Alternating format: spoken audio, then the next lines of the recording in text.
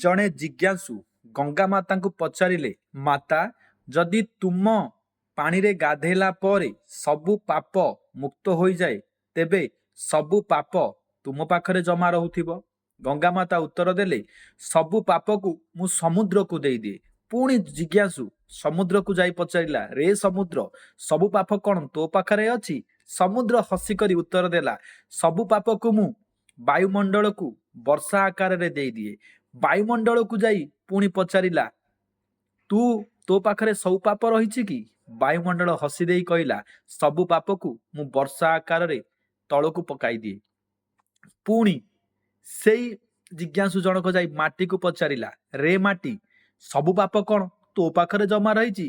ମାଟି ସ୍ମିତ ହାସ୍ୟ ଦେଇ କହିଲା, ସବୁ ପାପ ମୋ ପାଖରେ ନାହିଁ। ଏଥିରେ ମୋର କୌଣସି ପ୍ରକାରର ଭୁଲ ନାହିଁ। ମାଟିରେ ଯେତେବେଳେ ପାଣି ପଡ଼େ, ମୋ ଧର୍ମ ହେଉଛି ମୁଁ ସବୁ ପ୍ରକାରର ଖାଦ୍ୟ, ତାମସିକ, ରାଜସିକ ଏବଂ ସାତ୍ଵିକ ଖାଦ୍ୟ ମୁଁ ତିଆରି କରେ।